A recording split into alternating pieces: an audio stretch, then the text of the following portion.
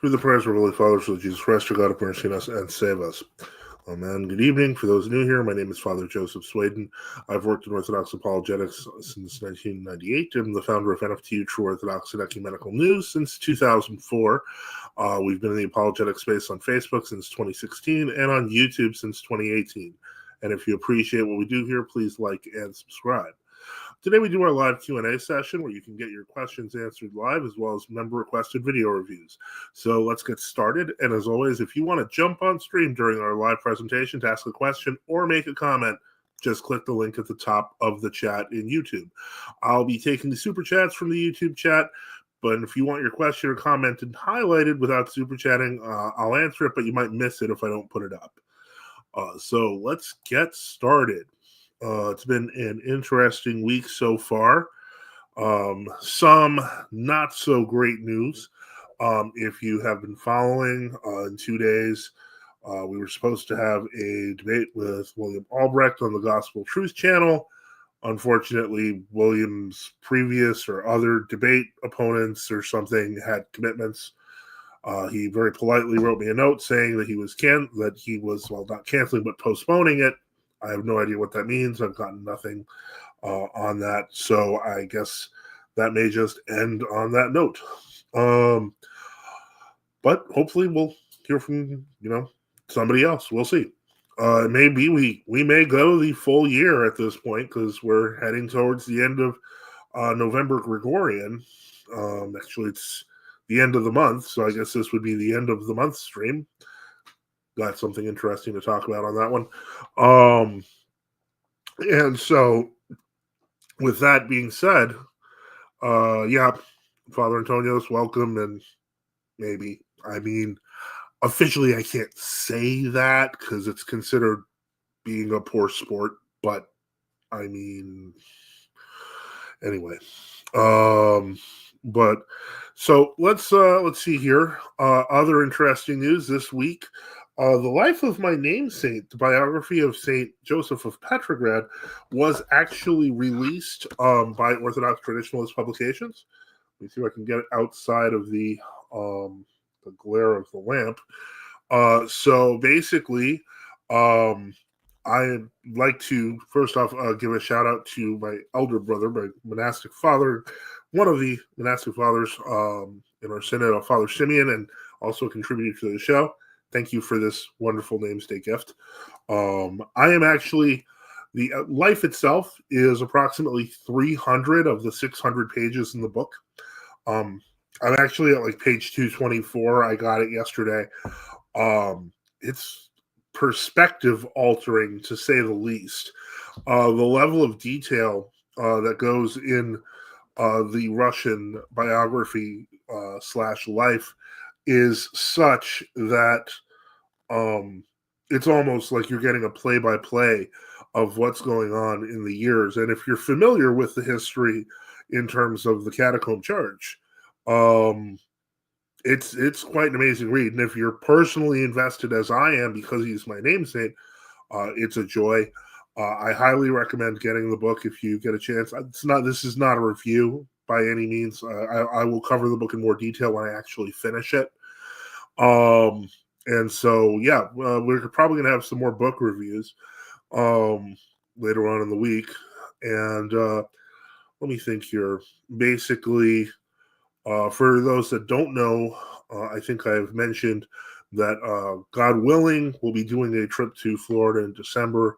So we'll be covering the Eastern Seaboard. Give us a hint. Vasilie, give us a hint as to what. Got to be more specific. I wasn't trying to be coy, so I may have just missed something. So just spell it out a little more. If you're talking about the book, it is the St. Joseph of Petrograd biography that came out this week from Orthodox Traditionalist Press. But yeah, that wasn't a surprise. It's a fantastic text. I highly recommend it. And I'm all just under halfway through. Let me think here. But it did change my perspective a lot, especially in terms of talking about orthodoxy online. There's a lot of fighting on the Orthodox internets these days over a lot of different things. And so, unfortunately, as things get more and more complicated, that's how it's going to go. God bless you to those who are not just came in. But let me think here. So that was one thing that I wanted to touch on. But as I also mentioned, it's an end of the month stream, which means that I'm going to be begging for money, not just for one cause, which is my own cause, but two causes, which I'm going to get to in a little while. But as I mentioned, it is the live Q&A show. So if people have questions about Orthodoxy, have questions about a video they've seen, and it's short and want to review, like, don't send us a 10-hour playlist and then be like, please review this, because I'll just say no. If you have serious questions about a specific thing, we're here to answer it. If you have a serious debate challenge you want to make, last week we had Michael Creighton from I guess he's from the Most Holy Family fan club, was on, and that was a very interesting discussion. So, any and all are welcome to make their challenges or questions known. Let me think here. Not much. I guess I'm going to put up the chat screen from the Fr Methodius Cafe while we work here. So let me do that, and I will get that up there. And so we're looking for any questions, comments, debate challenges.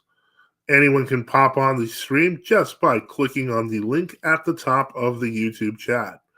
I will also include a link at the Fr Methodius Cafe in case anyone wants to jump on that way.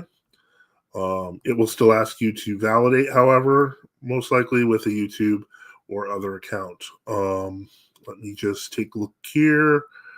And okay.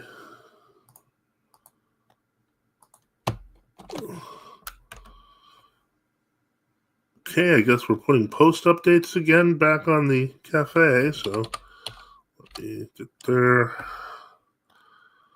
All right. And so, once again, the question of whether or not something is updated, it's just kind of how we do things here.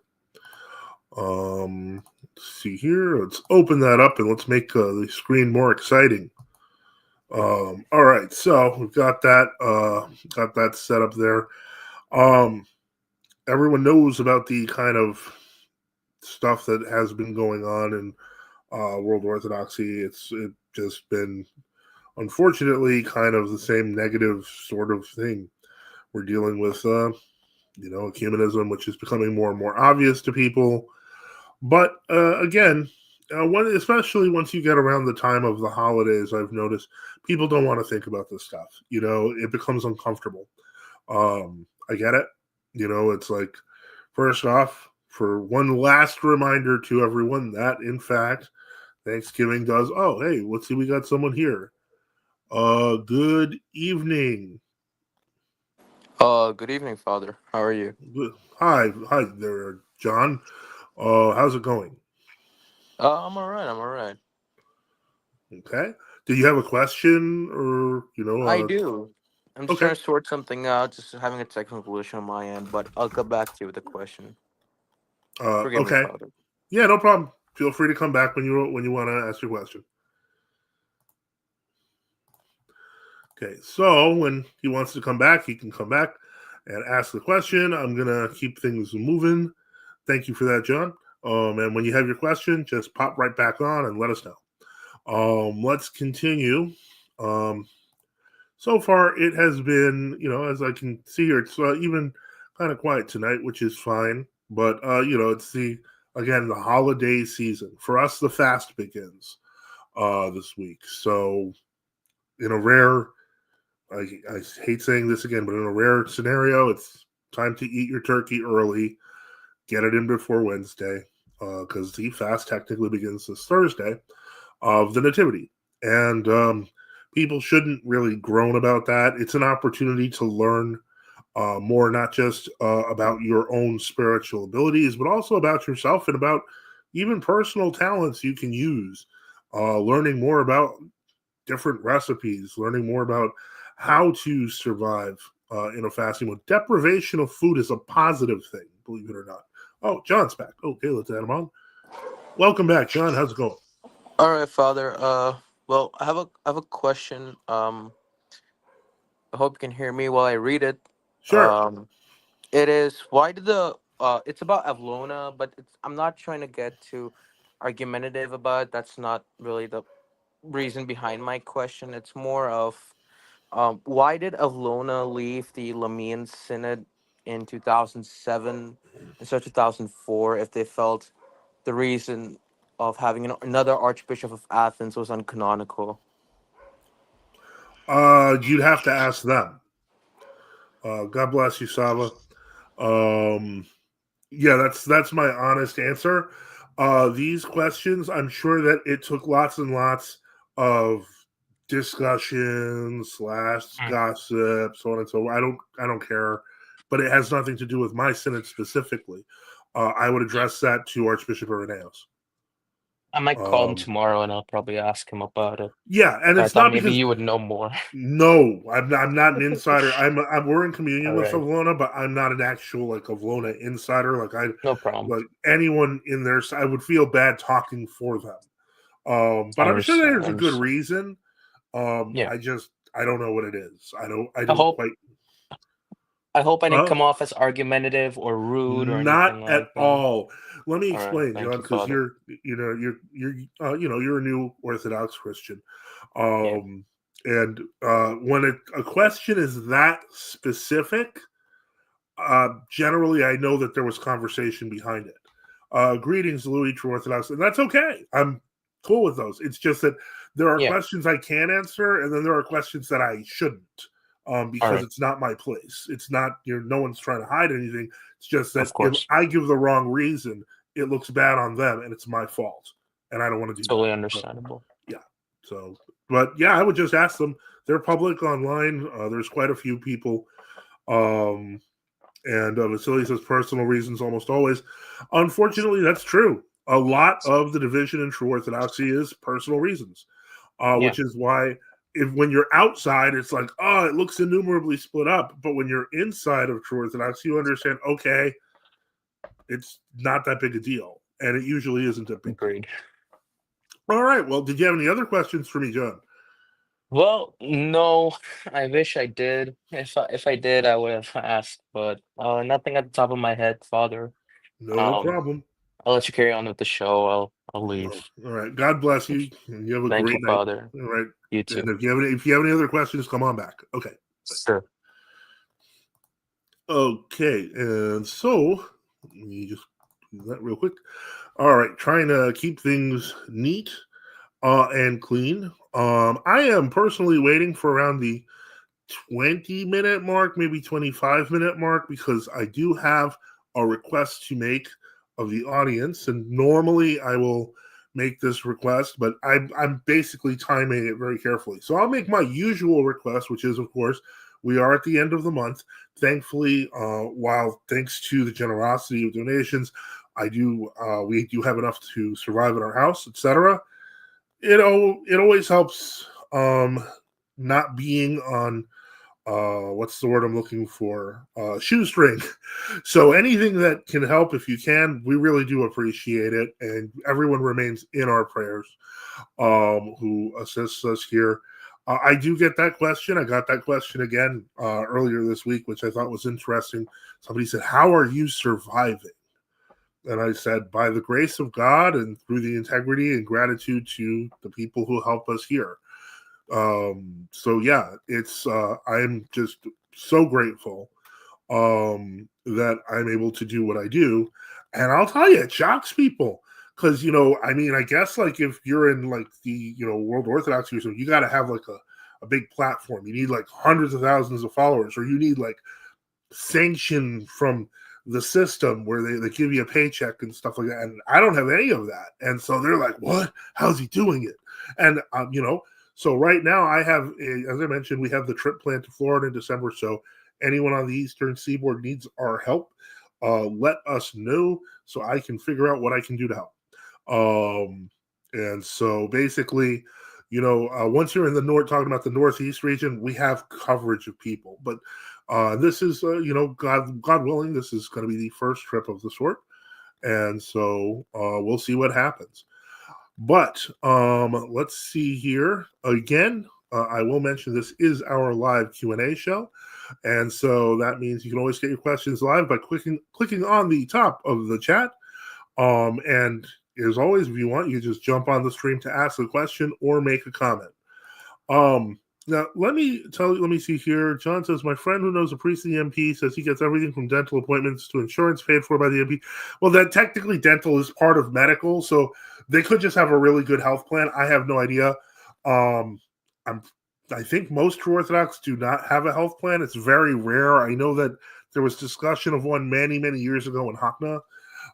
It's not like the old country where I know that at least in the case of Greece, healthcare and stuff like that is provided by the state to clergy, or at least used to be. But in any case, it's pretty tricky. But yeah, unfortunately, the truth of the matter is that we rely on the support of people who they love us and care about us and want us to want to help us with our mission to spread the gospel of Orthodoxy throughout the world. And with that said, let me see here.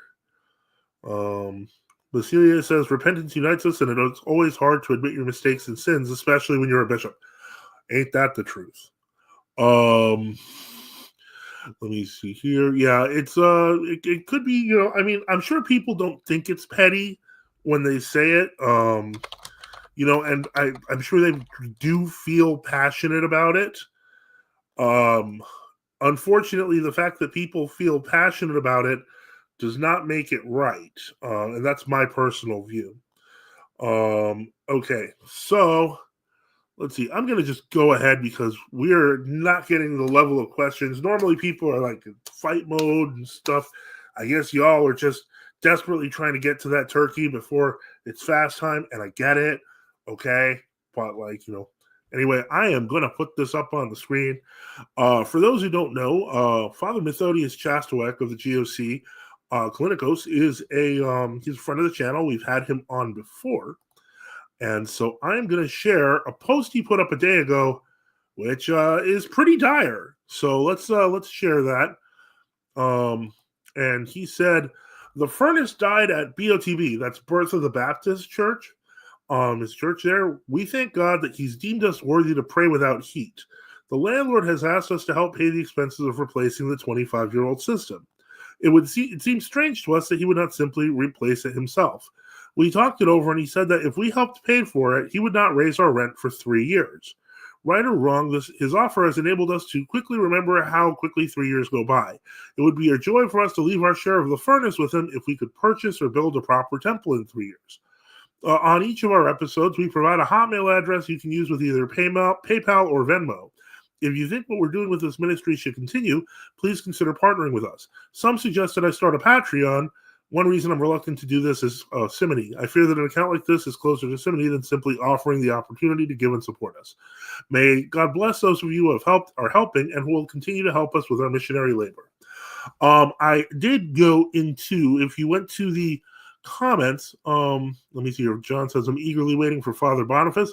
That's up to Father Boniface. Remember, it's Sunday. He's busy too. So if he wants to come on, I'm looking forward to it.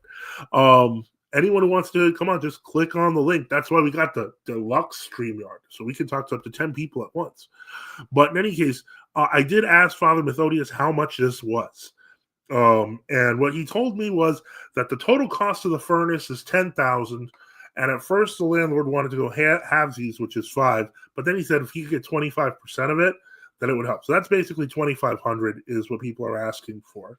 Is what Father Methodius is asking for. If you want to help Father Methodius out, if you are a loyal member of the GOC Klinikos and feel like you should do your duty, you can always click in the description box below to where it says Help Father Methodius. And that'll take you to the PayPal, but there's also the email, so you can do Venmo if you want to. So I'm throwing that out there. Crazy stuff. Yes, we do have our end of the month expenses. Yes, we would love it if you would help us all. But, a heating system in the church, that's a big deal. And if it solves problems for them for 3 years, and that can get them a new church, I mean, that's kind of especially, I will say, especially if you're in the GOC, that's quite the return on investment, people. So that's something to consider. Otherwise, again, if you want to help Father Methodius out, don't forget to click on the link. If you want to help me out, you can click on the various links. Let's see. Yeller Fellers, Ortho just says, and Roland says, Christos Anesti, Padre Joseph, Alitos Anesti. And Black Ortho Acolyte puts his comment on the screen for $5. Thank you so much for assisting and keeping the channel going. What is the backstory on GOC Bishop Gregory in Colorado? That's actually a pretty easy question to answer. He was originally Antiochian.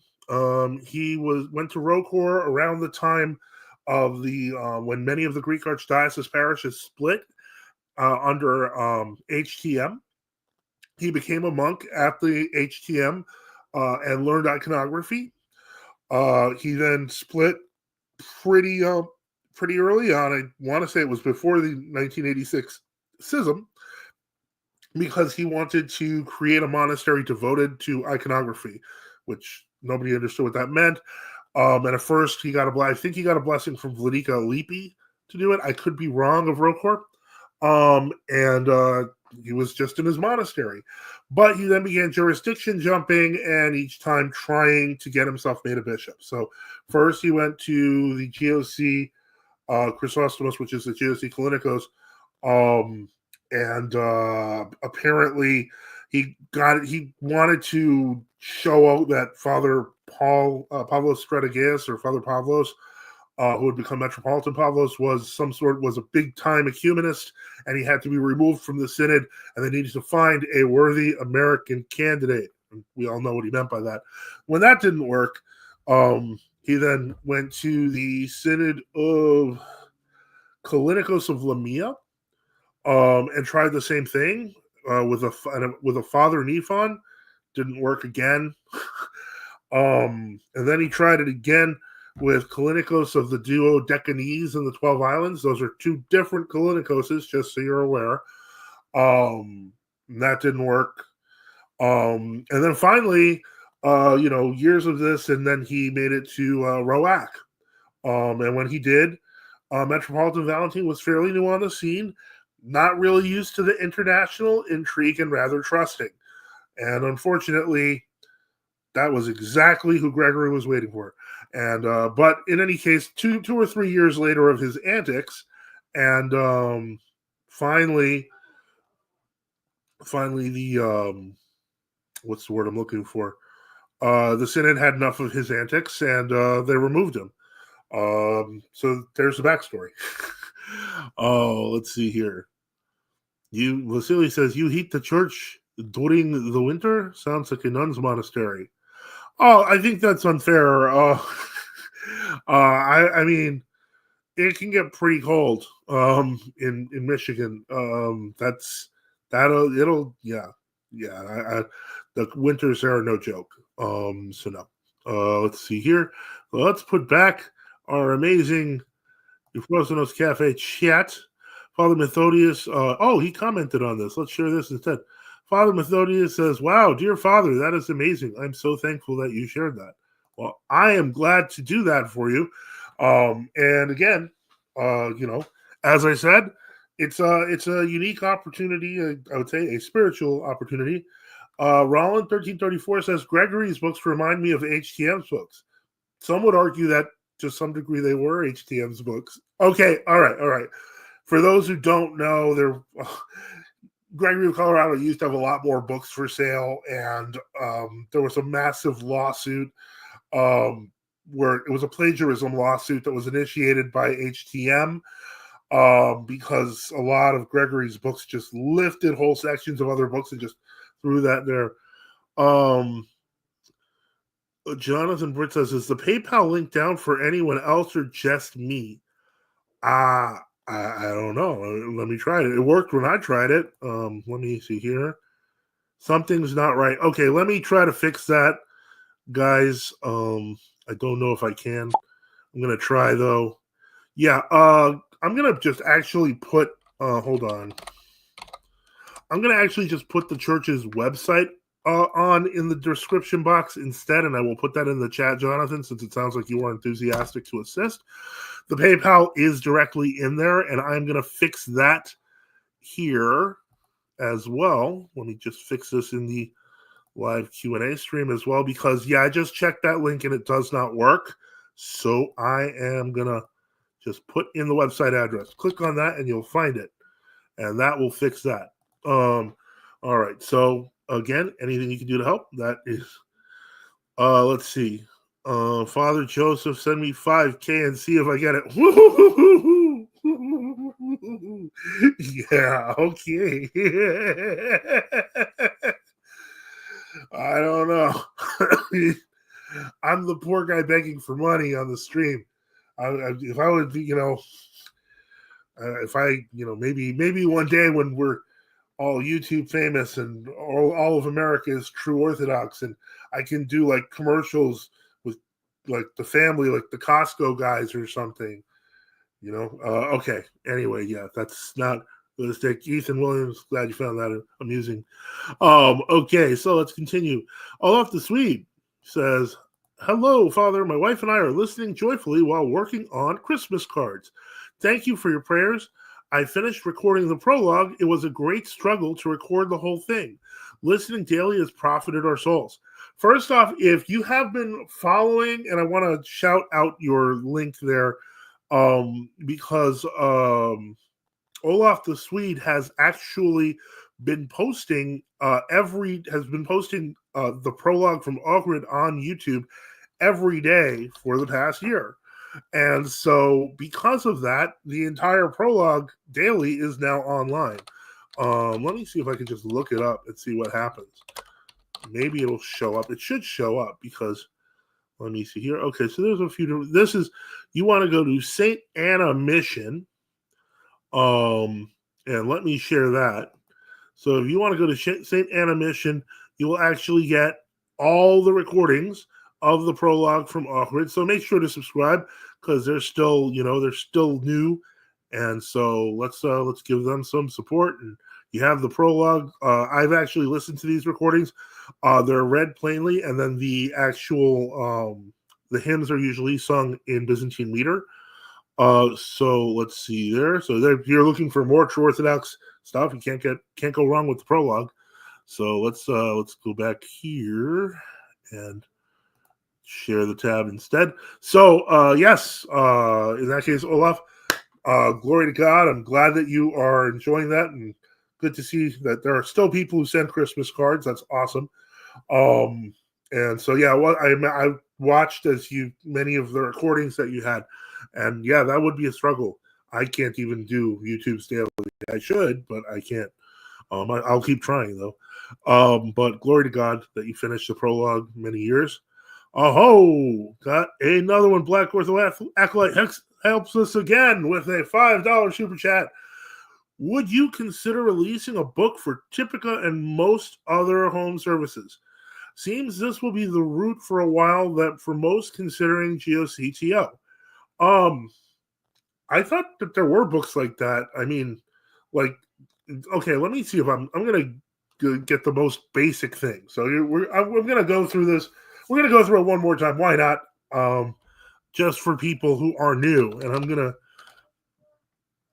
we're going to go to, let me share this tab instead. We are at fatheralexander.org.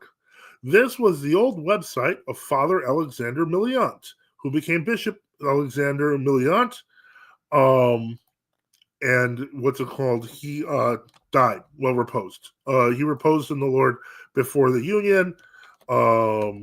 So I'm going to put that in there. Now watch what we're going to do here. So once you're there, you'll notice, first off, they got stuff in like 4 different languages. So it's crazy. Let me see where we are. Okay. So They got stuff in English, in Russian, in Spanish, in Portuguese. So if you're looking for missionary stuff, Father Boniface actually reached out to me earlier this week for stuff in Spanish. There's so much stuff in Spanish. But now, we're talking Angliski here. We're talking in English, okay? Talking in English. So we click on English, and then we go to, let me see here, on prayer and the sacraments, okay? All right, and then I'm going to scroll down because this has like feasts for everything, and this is what we want right here. You're going to see something that says hours and Typica. It looks like it's supposed to be alphabetical, but to my knowledge, it's not. Okay, so this is the first thing that you need. The hours and Typica in this version is probably the most simplified. Okay, let me see. Alexander at Holy Trinity Cemetery. I believe so. I cut my teeth on his writings. I believe he is. So if you take the hours and Typica from here, so you have that, it's going to have most of the stuff you need to do for Sunday services. Very nicely arranged for lay people. You can just read it straight through. Eventually it mentions a leader because Orthodoxy is hierarchical. If there's more than one person, the most experienced person, etc., don't make it arbitrary. Prayer at the hour goes through the Typica. All of this has song. I tell people plain chant it until you learn how to do a proper chant. Okay, I'm hearing the popping sound of the cafe, so I'm going to just quickly check. Oh boy. Okay, so there's more stuff. All right, I'm going to get to the comments after I finish here. Okay, so we got the Typica. The stuff above it is the hours, which should be read before Typica. You'll notice in this section, there's the Beatitudes. Now, if you've been in a church, you know that in most cases in the Beatitudes, you'll see there's text interspersed in these sections of the Beatitudes. The way you get those texts normally is to have access to something called the Octoicos.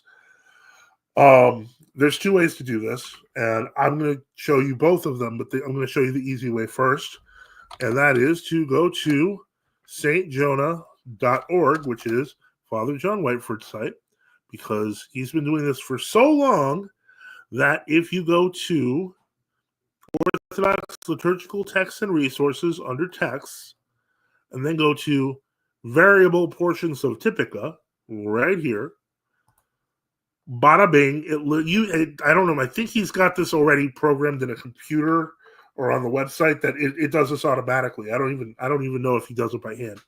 He used to do it by hand, but I don't think he does anymore because that would be kind of a waste of time. All right, so let me see here. So let's go to today.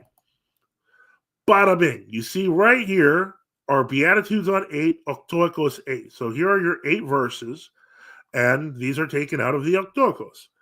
The Octoicos, or the 8 tones, is the book of the tones, because every week has a tone, and they go in order. So, tone 5, tone 6, tone 7, tone 8, tone 1, tone 2, so on and so forth. So we have this, and the Troparia is tone 5 today.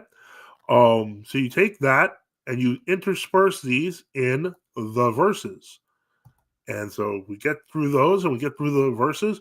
The good thing about this particular Typica version, when you use Father John Whiteford, is it has all this stuff already in it. So you can just go right to the Troparion and Kontakion.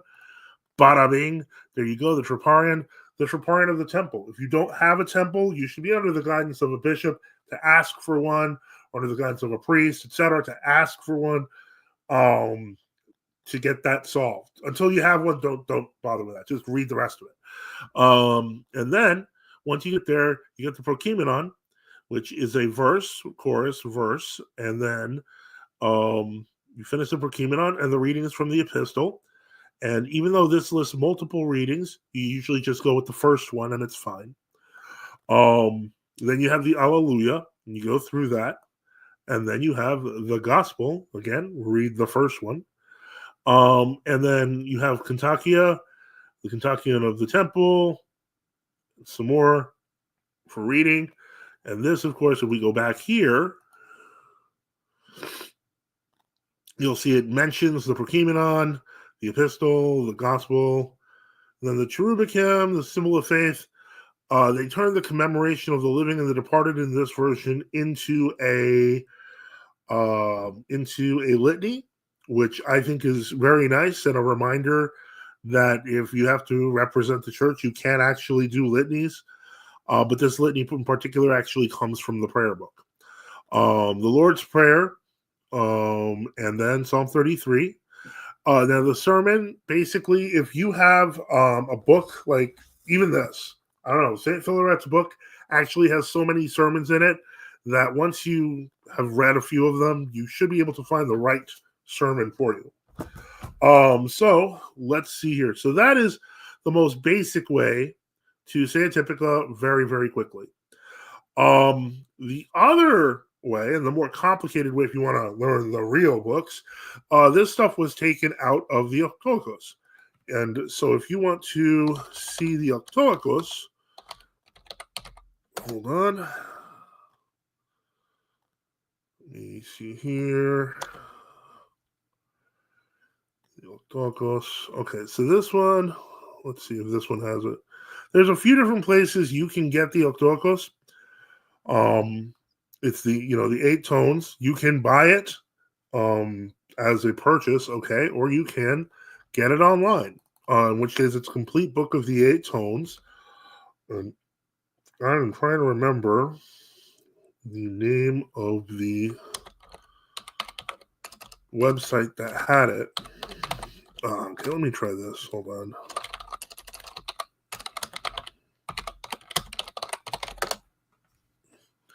stsergius.org. So we can go to this page, and if you go to English, you'll notice it has the full Octoacos, the general Meneon, which is useful for when you don't have all the service books.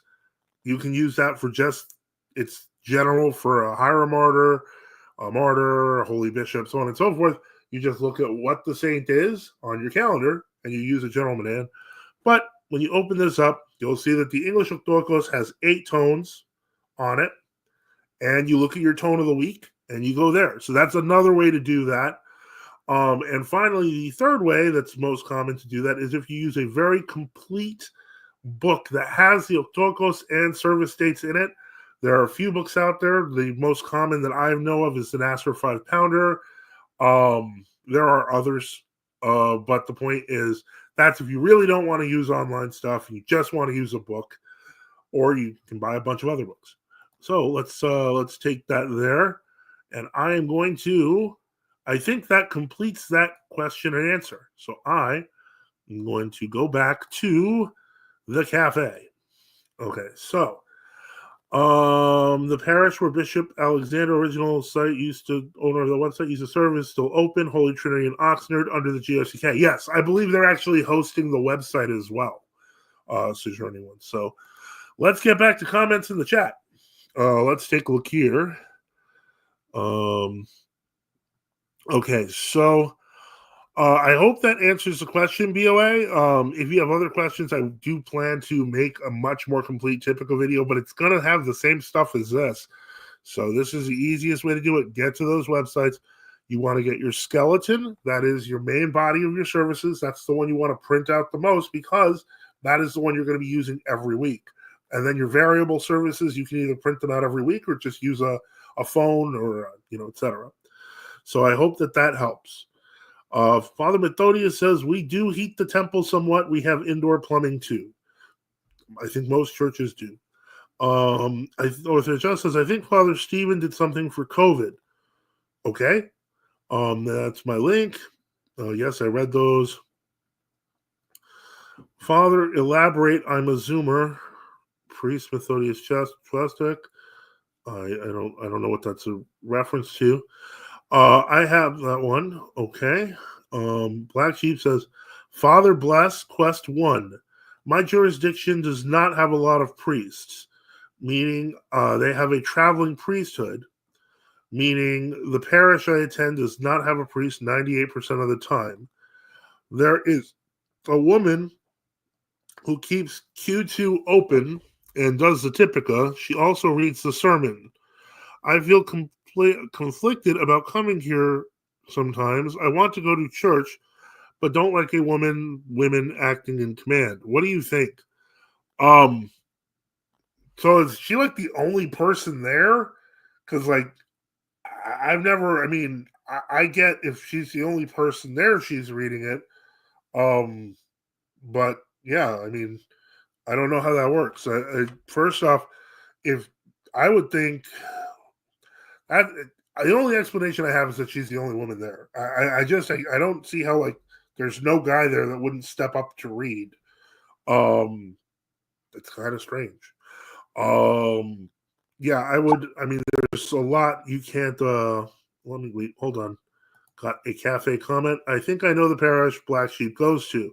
All right. Well, look, I'm not looking to call out people here or anything like that, but yeah, and I can understand being frustrated like that.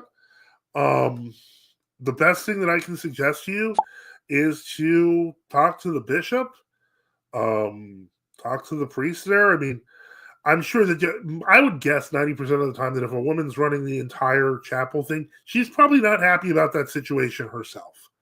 I can't imagine that she would be. Father Boniface says, greetings. Welcome, Father Boniface. Hopefully, it's good to, always good when you're here. So let's see here. And so, yeah, that's what I would honestly suggest. Why is she reading the sermons? Vasilia says, and yeah, I mean, if you're reading the sermons of a modern saint, the only reason I can suspect is that she's the only one there. That's the only conclusion I can draw. Saba says, your blessing, Father. Yep. And so, yeah, this is, it's an interesting time. Okay. Typica in one-man church must be shortened. Typica isn't long at all. I don't know what you guys are talking about. Atomic Lead says, happy Martinmas. Felix Festum, happy feast. For those who don't know, many on the Western Rite, in traditional Orthodoxy, some people begin they do the Thanksgiving basically on Sunday and begin their fast for Nativity. I think either tomorrow or the next day. I'm not sure when exactly, but it's if I remember correctly. I was used to the 4-week fast, but in any case, to answer your question, Vasilia, yeah, it's a pretty short service already. Like, I mean, we can finish Typica with the hours in like 35 to 40 minutes. Like that's really short. Full Typica contains readings of sermons after every kathisma on big holidays. Well, that's if you're doing matins. But matins, if you're talking about because after every kathisma, we don't read kathismas in Typica generally. That's generally done in matins. So if you're doing matins with your Typica, that's a different thing. Hello, Father. Benedicite. Benedicite, how's it going? All right, I'm doing okay. Praise the Lord. Very good. A good Sunday. 2 people joining in. Glory to God. Glory to God. Yeah. So it was a busy day. It's been a busy day. I've seen, and so yeah, this is it's been kind of all over the place, I would say. But yeah, and so let me. John came out. He came out with the question. Good evening, Father Boniface. What did you have for dinner? That's a very serious question. I had hamburger with onions, and I had a fried plantain in olive oil with some green tea. Okay. Sounds good. There you go. Yeah, so then let me see here. In Orthodox Joseph's memory will be celebrated on the 12th, 25th of November, this Monday. Okay. I think you may be talking about St. Martin. That's celebrated on Sunday in Western Rite. It's a bit different. Basilia says it's a lay Typica, not the real one. What does that mean? Yeah, Thomas Lee says the most important question of the night. Yeah, the real Typica is still just the Typica. The main difference between the Typica that I showed from the Father Alexander website and the one used by the Rokor, which is also used generally. It comes from the old rite services. Is the litany? That's it. There's no other difference. So I mean, the addition of kathismas and stuff like that. That's from different services. There is no kathisma during the Typica, which replaces the Divine Liturgy. It doesn't make sense. Let me see here, but again, every Typica is different. So without seeing a text, I can't judge. Let's see here. So other than that, I think I know the parent. Okay, yeah, that one's been covered. Let's see if we got another thing. If it's the one I have in mind, yes, there's no baptized men that go there on a regular basis. Okay, well, are you guys have you guys either of you been received? Because you could always help out and do the readings yourself. I'm sure she'd really appreciate it. Vasilia says, Father, you do not know Typica good, so do not act so smart. Yeah, okay. I'm not going to say that I'm an expert on Typica, but if you're adding kathismas, you're doing it wrong, because kathismas go in Matins and Vespers. Anyway, but just saying. So, one can do Matins and Vespers on lay services. I have no problem with that. But I'm just saying they're not part of Typica. Let me see here. See, not yet. Well, that's an issue to solve. Let's continue on. Zolota says, your blessings, Father Joseph. Good evening, everyone. God bless you. And so let's see here. Reader John is here. Welcome, Reader John. Good evening. Father bless. May God bless you. Okay. And Vasily says, there you go again. Okay. Vasily, if you have a comment about how I'm doing Typica, I'd be more than happy to discuss it with you. I mean, you can jump on. I mean, Typica is not like a subject in which one has to be an expert, but there are different forms of Typica. But I'm just saying, if you really feel that I'm like destroying the spirit of Typica, I'll be glad to hear it. The spirit of Typica passed. I'm just saying. Not trying to, I want everyone to be happy, but it's just anyway. Would they prefer we say reader service? I don't know. I don't know what I guess I don't know what the real issue is here. Like I don't know. I made some suggestion is offensive. I don't know. Anyway.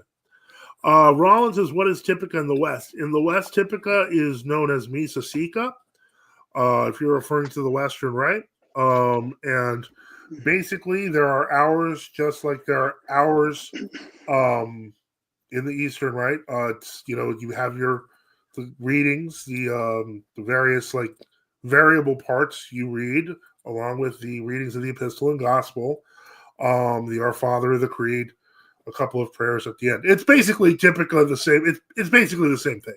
There's very little. Father Methodius says, I know of no kathismata in Typica. Could he be confusing the typical psalms read at any service? Maybe. No idea. I don't know. I hope so. I mean, I really I'm not trying to offend here. I'm just confused. Who knew this would be the controversies for tonight? I had no idea Typica was going to be the thing that was going to be it's going to cause a war. At least it doesn't set of a contism. Well, I don't know. He wants to come back. I mean, he was very. I thought he was very unique. That's a nice word. He was very different than our usual caller. Anyone who wants to call in, remember this is the live Q&A show where you can get your questions answered live as well as member requested video reviews. So as always, if you want to jump on stream to ask a question, make a comment, or make a challenge, just click the link in the top of the chat. Atomic Lead says, surprisingly a controversial topic. I know. I didn't know that was going to be a thing. Then Father Methodius says, genuine Typica. Yes, war on your pride, rejoice. I definitely will have to. The great Typica wars from Father Simeon. Yes, okay. Okay, I feel like we're manufacturing controversies now. This does not feel like a real argument, guys. I feel like, we got to go find a papist or Jehovah's Witness and drag him in here and just be like, listen. I mean, we can talk about more important stuff like should you deep fry a turkey or bake a turkey? Well, you've only got 3 days to do it, so Exactly. Let me put it to you this way: if you deep fry a turkey, A, know what you're doing, and B, do it outdoors. Yeah. Because if you don't do it outdoors, that means you don't know what you're doing. And you might have other problems. Well, Fr Methodius says I don't even spell it correctly. I've heard it both ways. I've seen it spelled with a C and with a K. I've also seen calendars spelled with a C and with a K, but I always thought there was a more universal usage to just say C. But in any case, so once again, we have, let's see what else is going on. Neither of you are planning on frying a turkey in the next couple of days, are you? Because, to me, that just, I don't know, it's too much meat. Maybe I'm going to... Well, blind guys and frying don't go hand in hand, so no. Okay. Maybe it's not a good idea. No. Well, how about you, Father? You got any plans for the last couple of days before the fast? Well, I don't know. Not really. The fast, I know the fast starts for many people today in the Western Rite. Monday and Tuesday? Are Monday and Tuesday fast days also, or no? Not all the time. Okay. I have to look at my calendar. I struggle with my diet as far as my allergies go. So we know, Father. Real careful. Careful. Is today the eve? Anyway, but don't throw a turkey in a boiling pot of peanut oil. It'll explode. What is it? A frozen turkey. If you put a frozen turkey in a boiling pot, you're in trouble. Hey, Father Boniface, is tonight the eve of Martin Miss? Oh, tonight was Martin Miss. Today was. Okay. Let me see here. So Journey One says, Father, will you review this book when it comes out? And I now see nothing. Could you just maybe write the name down? Like that would help, because it's not loading. Oh, I saw St. Joseph of So the book about Father Joseph of Petrograd, they had to have compiled a lot of information over the last 70 years or so, huh? Believe it or not, this is actually a translation of a book that's been out in Russia for years. I'd read about a quarter of the Russian edition. And Atomic Lead says, I believe the fast only starts on Thursday for the Western Rite, if I understood Vladika Enoch correctly. Okay. Okay, so that answers that. St. Joseph's book, it had a lot of research, but also it was written right at the fall of the Iron Curtain. A lot of the family members of St. Joseph had been trying to get information about his whereabouts, etc., but were rebuffed by the Soviet authorities.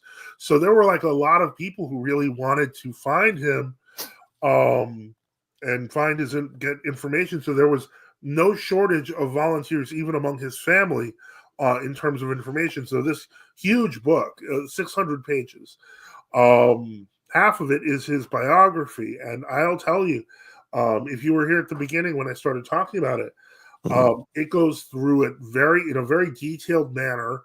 And if you're familiar with the Russian history of the time, it really feels like a play-by-play of each thing, and it pulls you right into that period. And it's horrifying and beautiful at the same time, and sad and joyous.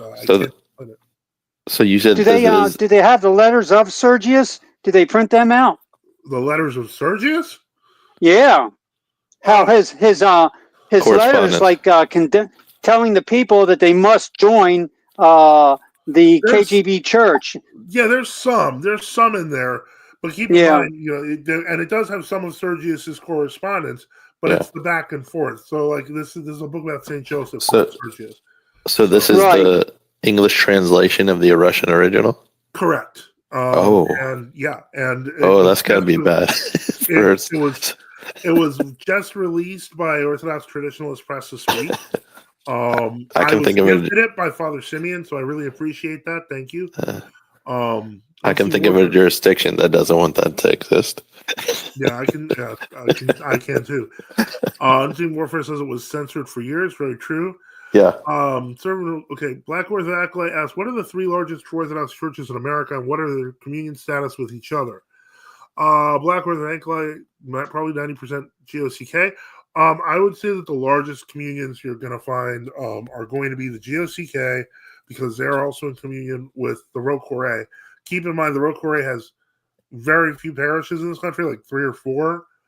Most of the American Rocoré parishes ended up becoming part of Rokana, which is in communion with the Serbian True Orthodox Church and has friendly relations with the GOCK. And then next on that list, I think it's confusing. Yeah, I'm trying to think. I mean, it would probably be our communion, but that's not that many. Like, maybe you're talking 10, 15 parishes. I think once it falls away from the GOCK and some of the bigger Rokor offshoots. Basically the Rokana is the largest. Yeah, then it kind of falls pretty steep from there as far as American presence goes. Well, I mean, to be fair, that kind of represents demographics, because the overwhelming majority of Orthodox in this country, Greeks and Russians, and then converts. Yeah. So, that's kind of why. That's same for World Orthodoxy, too. Okay, so. 2 parishes, many joined Rokor GOCK, many Rokor joined GOCK. That's also true. So there are Russian parishes in the GOCK as well. Yeah, that's true. Yeah. Unseen Warfare says, I've read letters from Sergius that were printed in the Orthodox words. I would not be surprised. Father Methodius says, Reader Nicholas Chwastek received the blessing to begin painting the icon of Saint Seraphim of Platina today. Oh, that's big news that I forgot to mention, everyone. Saint Seraphim rose, according to the Rocoré, glorified him. Yep. So that somebody was going to take the shot eventually. He had a huge cultus throughout the world. It was just a question of who was going to go first. Thank God. Yeah. Exactly. Finally. Now and this has upset many people. Oh, well. Many people. Okay, I know that's interesting. Servant of God says, who gave the blessing?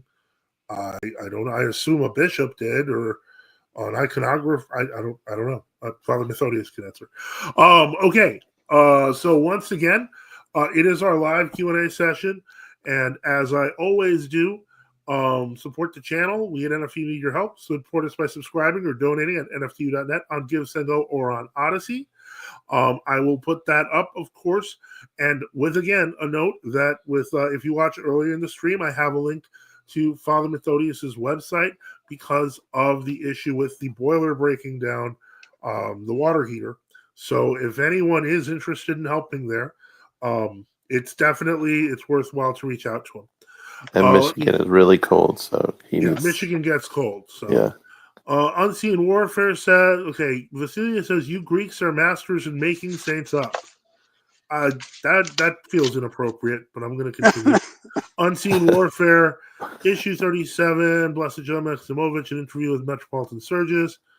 Roland says, St. Seraphim of Platina, praying to God for us. Unseen Warfare continues, recorded by E.M. Andreev and translated by Bishop Father Seraphim, the separation of Bishop Dmitry of Godov, translated by Father Seraphim, Saint and Servant of God, so Saint Seraphim praying to God for us. Would it be Holy Hieromonk Seraphim of Platina? Yeah, yes, it would. It would be Holy Hieromonk Seraphim of Platina, or you could even say Blessed Hieromonk Seraphim of Platina. It doesn't. That is something people don't understand, that there is no real distinction between those two. This isn't Roman Catholicism. Yeah. So in any case, so Holy Father Seraphim praying to God for us is totally appropriate. Yeah. Let me see here again. If you have, there are people who are probably pretty upset and salty about. And they should come on here. Come on. They are welcome to. I will probably bow out and let everyone else argue. No. Anyway, Matsuka Stephanie says, Father Methodius, I've been listening to your podcast on the Royal Path. I've read the book, but I'm enjoying the podcast. Very good. Awesome to hear that. And, again, one good thing about this is that, as more true Orthodox people reach out to each other, there's more people and more true Orthodox involved all over the world. which we want to, kind of showcase over time. And, people getting to know each other and learning, it helps a lot.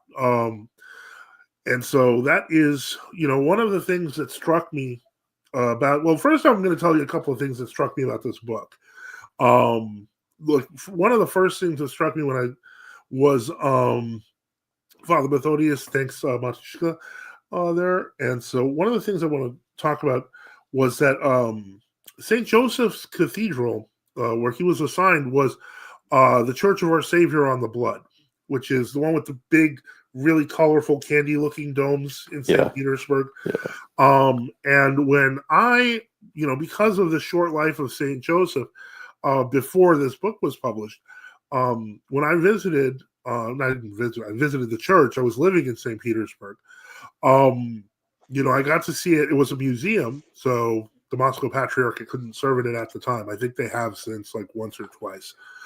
But the point is that it was presented to me that this was the church that he was assigned to, but that he was only there for one day. Is that different than the one in Ekaterinburg? Very different, yeah. Ekaterinburg is a completely different church. That's a different city far away. Yeah. Similar name, just different. Okay. Oh, I should clarify. Petrograd was the original name. Became Leningrad after the Soviets. But then when the Soviet Union fell, for some reason they named it Sankt Peterburg. I do not understand why, because Sankt Peterburg is not Russian. You can just use Petrograd, but they chose Sankt Peterburg. And I have no idea why. I feel like they just imposed a German name on top of it because whoever was carving apart Russia decided they couldn't have a Russian Petrograd. And so anyway, but the real shocker to me was the fact that in reading this book, I learned that first off, he was there one day, but that one day when he served, other churches who were fighting the Soviets all kind of got together, and there was like a massive,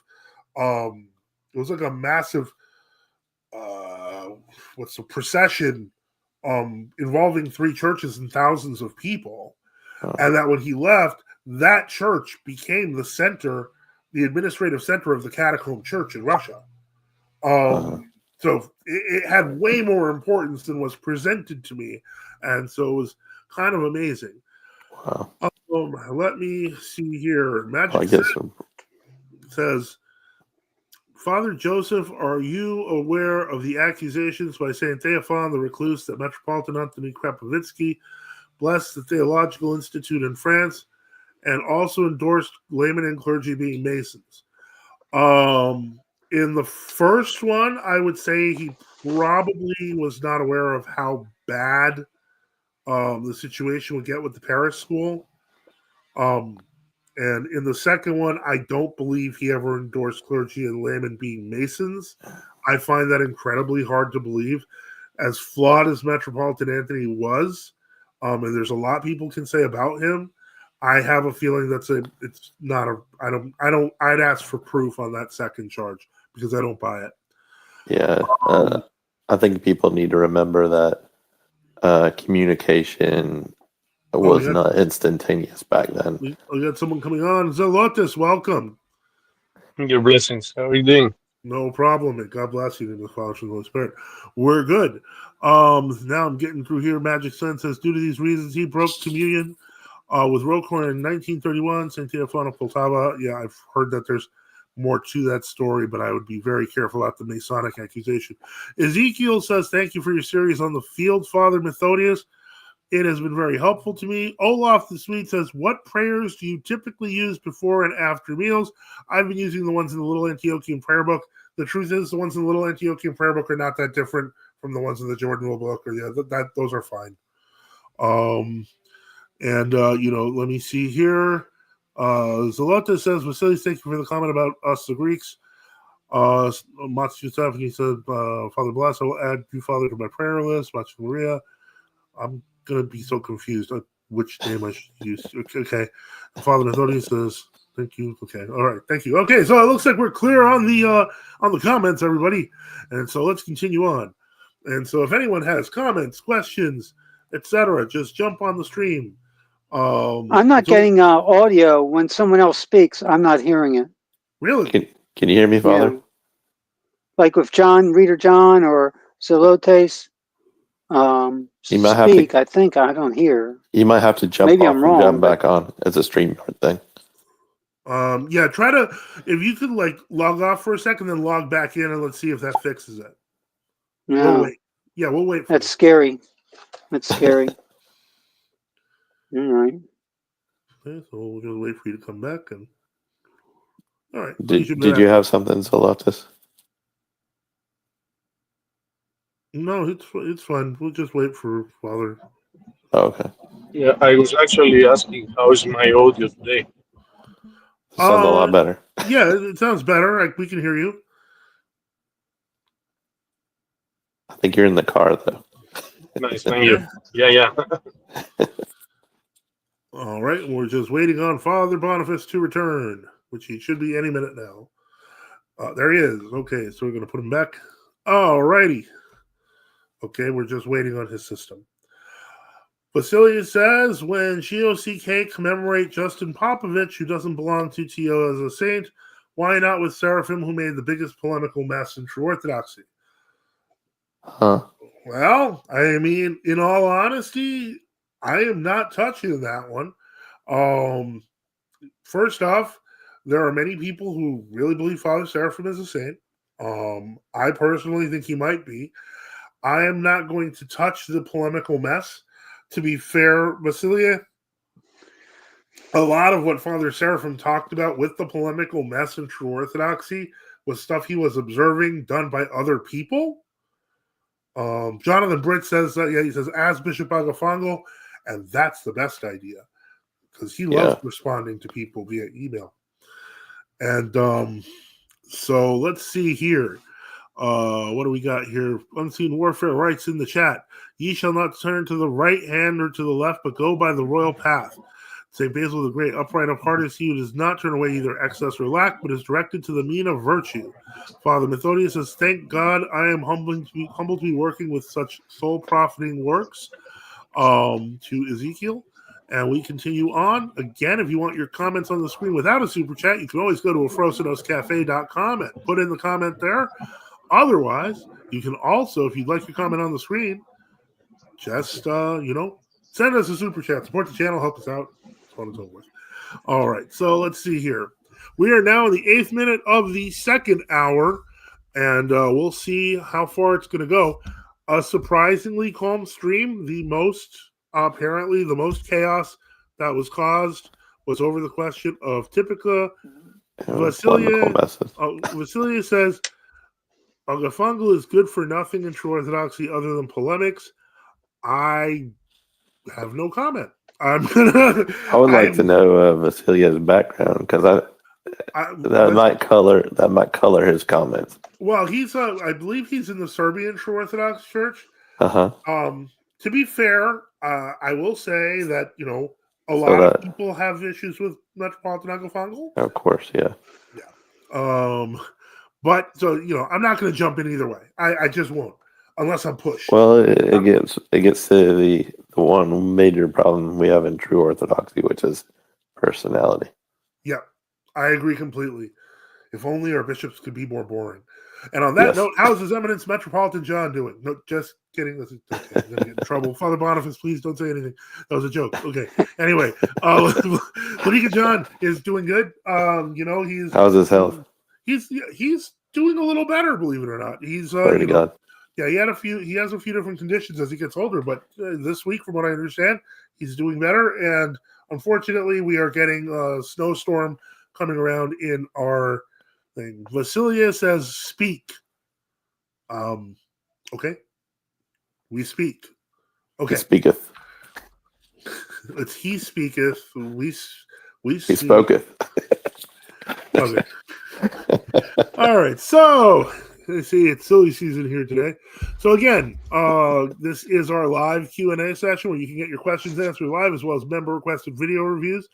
So let's get started. As always, if you want to jump on the stream to ask a question, make a comment, issue a challenge, tell me I'm a heretic, tell us we're heretics, just click on the link at the top of the chat, and we are here for you.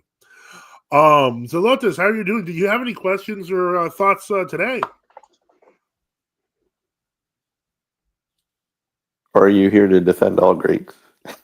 No, I don't think so. I was just looking at his comment earlier. Zelotes is like, I'm gonna just. I'm not touching that one.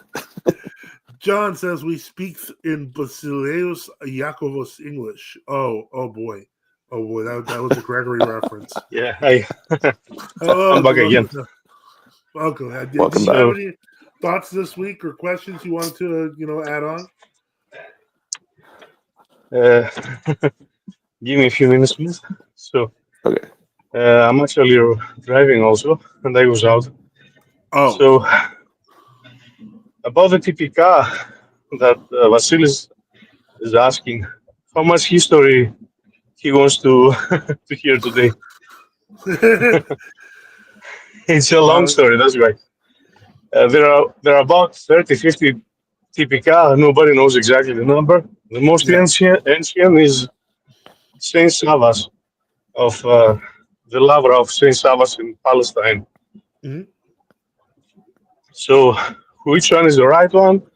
The wrong one? There is no right or wrong. They're all good. Okay, that's a good point. So there are a wide variety of Typica. All right, so let's see here. Black Ortho and Acolyte says. So about. Oh, go ahead. Actually, that one. Yeah, keep going. I had a question about Saint Seraphim of Platina. Okay. All right. There was an Antiochian priest. Actually, there was a sermon by an Antiochian priest. He was representing Saint Seraphim as an ecumenist. Yeah, I know you're talking about Father Paul Baba. Yeah. So if you watch tell me about that, please. Don't get me started. Well, if you watch the interview that Subdeacon Nictarios did with Father Andrew Kensis, he actually covers that to some degree. Like, people who knew Father Seraphim had no idea what Father Paul was talking about. He's making claims that I don't think he can really back up. Is the short version. And I would just add on to Father that there's different camps. There's like people that met him once or wrote him once or supposed godchildren of him that take a different view than others that spent a lot more time with him. So, like Father Andrew, for example, was actually at the monastery. So I would take his perspective over some of these other supposed people that were close to him. Yeah. Black Ortho Acolyte says, is St. Justin Popovich not recognized as a saint by Tio? The easiest way of putting it is the jury's out. There are some local churches that recognize him. There are some that don't. It's going to take a while. I know that he broke communion with the Patriarch at the end of his life. Some people say, well, did he break communion with the rest of the Synod? Of course, you have to consider the period in Serbia at the time. Unseen Warfare says, Father Seraphim had the exact same opinion as Rokor always had. Not sure how that was a polemic mess. When you really read into that, I think people have a history by rumor, narrative, outlook. Well, there were two minds in Rokor, and unfortunately, I think even Father Seraphim had to deal with that. Servant of God says, Father Joseph, you mentioned many times that you like Metropolitan Demetrius. Are you friends? Does he like your work?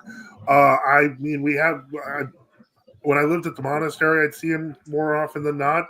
I would consider him to be, obviously at least a professional acquaintance. Friend is, I think he's a nice guy. I don't really think I have friends. I have like people that help me. There's brotherhood in terms of the church, and there's my family. I'm not much of a friendly guy, but I guess I'm on friendly terms with him, if that helps. Does he like my work? Sometimes I guess, sometimes no. Servant of God also says, I love Zelotes' accent. So there you go. Thank you. Atomic Lead says St. Justin is generally recognized as a saint by the true Orthodox to my knowledge. Yeah, I would say so. It seems to be a general, but it's not universal. It's not widely. Yeah. If you allow me, Father Joseph, about Saint Justin Popovich, I would like to mention something.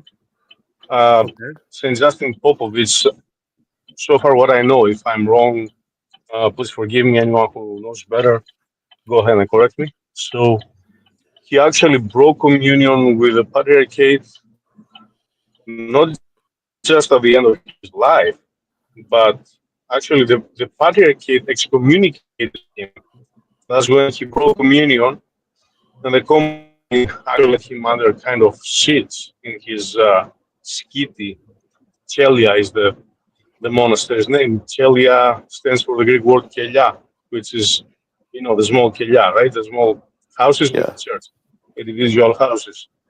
So how did he suddenly became one of the most glorious Serbian saints?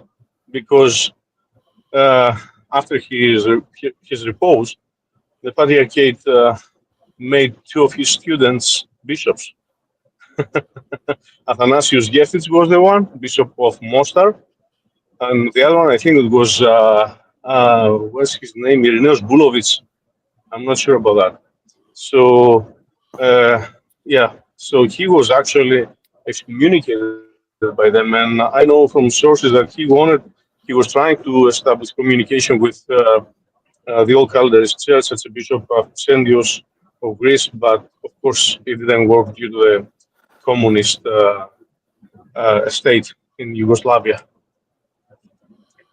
Okay. Well, that's a good point. Vasilia says, very stupid claims, Zelotes. Congrats. Servant of God says, oh, Russian better. John says, da. Servant of God says, Father Justin Bokovich sent people to the GOC churches in Greece, from what I heard. Yeah. And I have heard that. Yeah. Vasilia is back to attack Zelotes some more and says, Zelotes, stop laying. He served on the Entimis of the Patriarchy, condemned. What? Huh? Okay. I don't know. I guess. You need to work on I have a feeling that Vasilis is Nikos, actually, the one who we were looking the other day. Remember last Sunday, actually. Yeah, where is Nikos today? What happened to Nikos? He went for Souvlaki. He was big, right? Vasilis and Nikos sound very similar, don't they? Yeah. Well, Vasili's been around for a long time with us. So Nikos only I've seen a few times, but I remember Vasily has been here for a while. He doesn't. I think then he's not Nikos. He's not he's another version of Nikos. Okay. I don't know. All right, let's see here.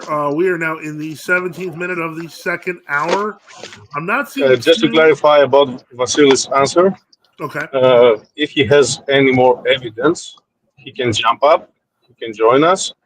And we can discuss about that. As I mentioned before, I just said what I know.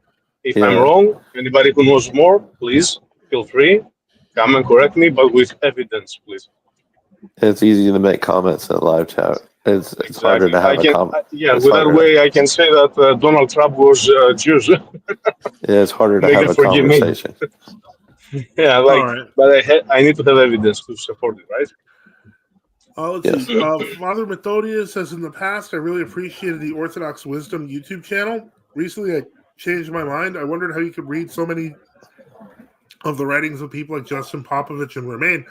Yeah, the Orthodox Wisdom channel is a tricky one because I hate to say it, but they're kind of part of the whole. If I remember correctly, the guy who runs it is kind of part of the whole Father Peter Here's Orthodox ethos thing.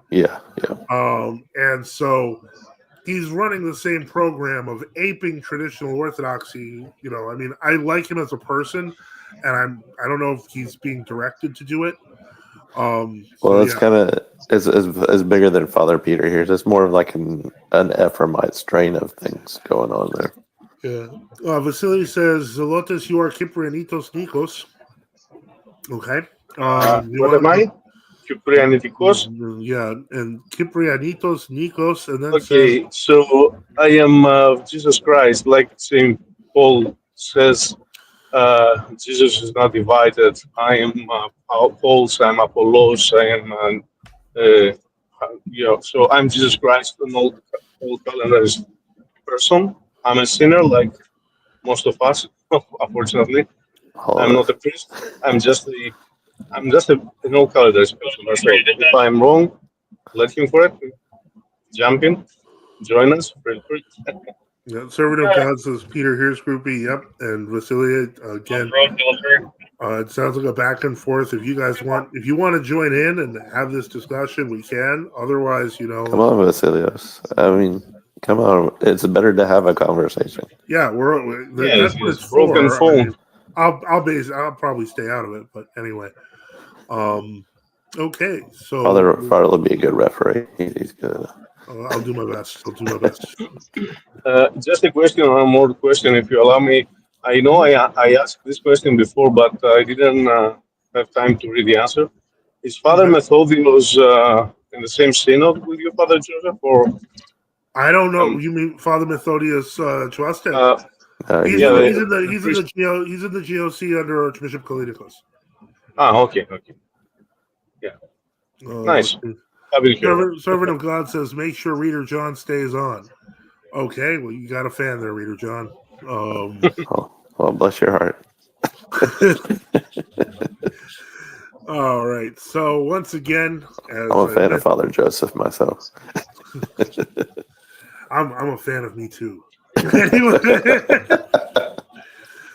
And I'm a fan of turkey. I have no shame. I have no shame. All right. Once again, just to remind you, it is our live Q&A session where you can get your questions answered live as well as member-requested video reviews. So, as always, if you want to jump on stream and ask a question, we got another comment, and here it comes. Let's see. Orthodox wisdom is being directed to do it. Father Damascene forced him to take down lectures that shows Father Seraphim was true Orthodox. He's also admitted that is true. People from knowing religion of the future was edited. That's true. He pushes the conservative new counter narrative. Wow, that's awful. That is true. They were asked to take down quite a bit. Okay, Basilia. Okay, John says Tiny Tim supports that message. Basilia says, "Who from all of you is a Serb? Just to have a close understanding of the Serbian Orthodox Church. I am not a Serb. I can say that I'm half Serb because I'm Greek and we love the Serbians like brothers. Okay, so we've got all the Greeks we love them so much. Sorry, I'm a half Russian, half hillbilly. Okay, still one half Serb. Father Boniface. What's that? Are you Serbian? I don't think you're Serbian. No, I'm not Serbian. I'm part Lithuanian. Oh wow, I didn't know that. Okay. So we have one half Serb. Lucilia. That's how we don't have a full Serb in on. Spirit. We can try we can try to get one on. I mean, servant of but God. Do we have to have an ethnic tie to talk about a saint? I don't think so. Yeah, that's what I thought. Yeah. So, but in any case, let's see here. So once again, we are in the 23rd minute, and I would like to remind everyone that if you can, support the channel. We at NFTU need your help, so support us by subscribing or donating at nftu.net on GiveSendGo or on Odyssey. Please do that if you can, everyone. All right, so let's continue on, and let's see here. I don't see any new comments. So Father Methodius wrote, "Yep." So that's basically where we are. I'm going to just quickly check on the mighty Twitter and see if there's anything going on there, or X. Let's see here. So your synod is actually in communion with Metropolitan Cherubim of Avlonos. Yes, my bishops met him at the last synod meeting, and they usually go every year, if not every other year. They try to make it there. Let me see here. Okay, so there's no questions on the Twitter. I don't think there's any questions on the. Okay, Unseen Warfare says the cafe has something on St. Justin that explains in detail his breaking of communion, which is the perfect time to remember that if you are looking to get as much information as you want about true Orthodoxy in more than 20 years worth of postings, head over to ufrosinoscafe.com. Join in. There's chats. There's information sharing. There's forums galore. Get on there and you will learn all sorts of things about true Orthodoxy and maybe even make a friend or two or an acquaintance at the very least. Where is Avalona? Avlona is near it's near Philly. Near Athens. It's actually between Thiva and Athens, about 40-50 kilometers northern of Athens. Okay. It's Oh a wow. small city, but this monastery is located actually. What's the monastery's name? I forgot. Which one? It's for Theogenetros? Theotokos. Yeah, Theogenitora.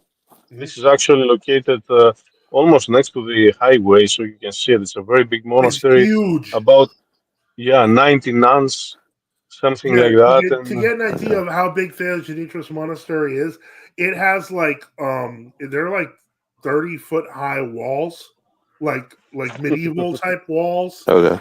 like to guard against like Turkish Byzantine, yeah. assaults. And it's got like gigantic iron doors that extend that high. That Oh like wow. it like literally is designed for a siege. Yeah, because usually when I go to Greece, I fly into Athens and then jump to wherever from there. So if it's outside of Athens, that actually works out pretty good. It's Let me see here. actually in the style of the Constantinopolitan walls and the original Byzantine It's monasteries. really quite amazing when you see it live. You just you get a kind of an idea of how small we are as people when you realize that that's just a wall.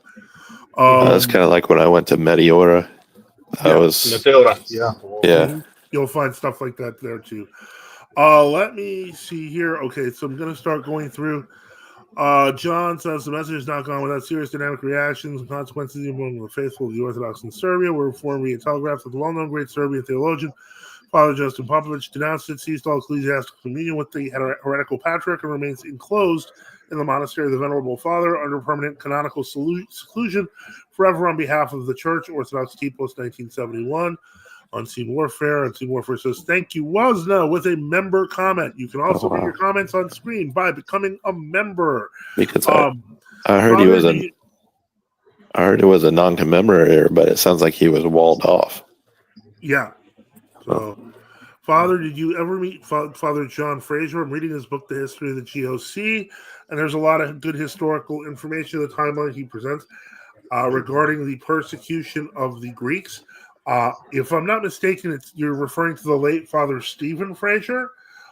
His history of the GOC was largely a text that was put together by Stavros Markou.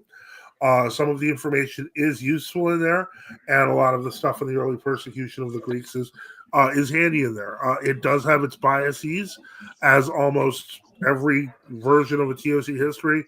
And Stavros, I think, to some degree, doesn't even, he's kind of backed down a little on some of the claims that were made in that text. But yeah, Father Stephen, his book was very interesting. I definitely would add it to the list if you want to read all of the books.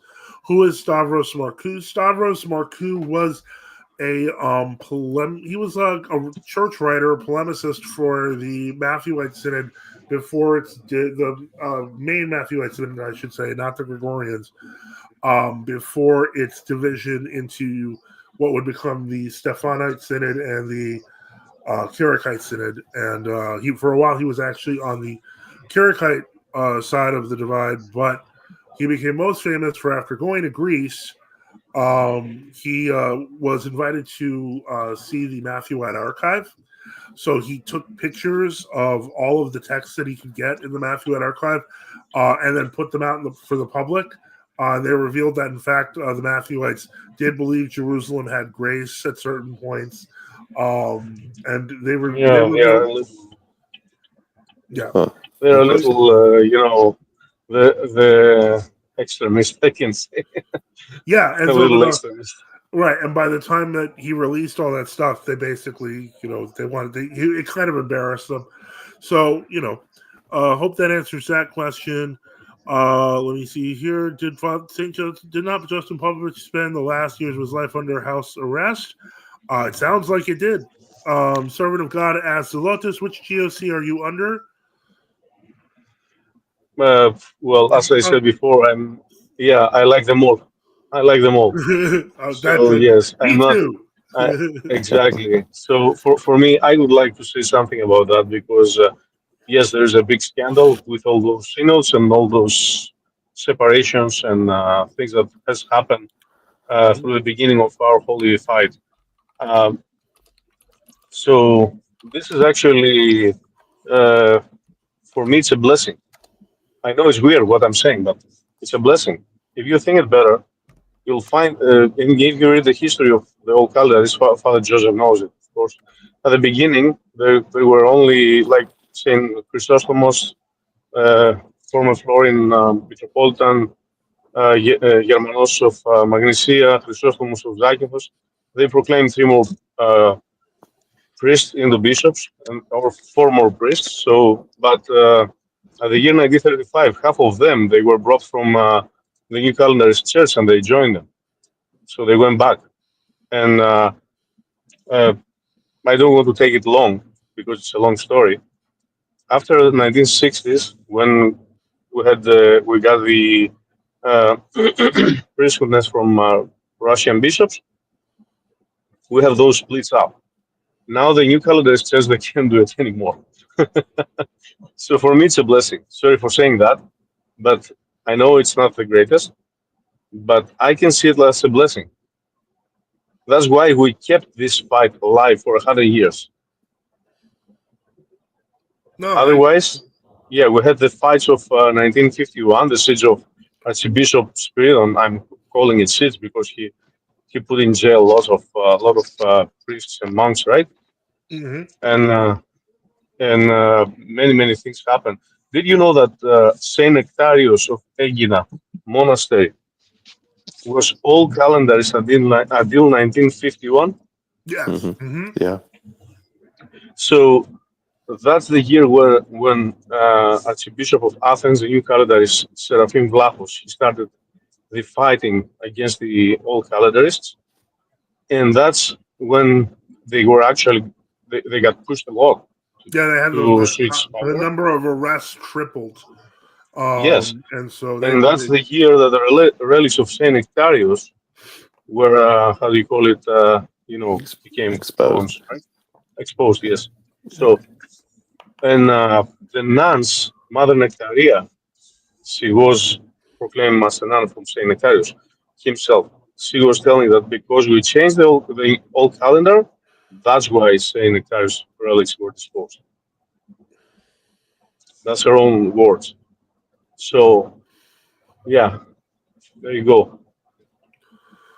that is tragic. For those who don't know what Zelotes is referring to, when Saint Nectarius was found to be corrupt, the New Calendar Archbishop actually asked that his body be put out in the sun so that it would rot.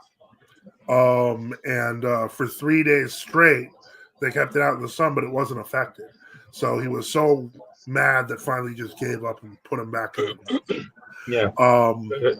But that's the sort of thing, unfortunately, new calendars Mhm. will do in general, is that they had very little respect for holy things or the mysteries. In many They're ways, iconoclasts, essentially.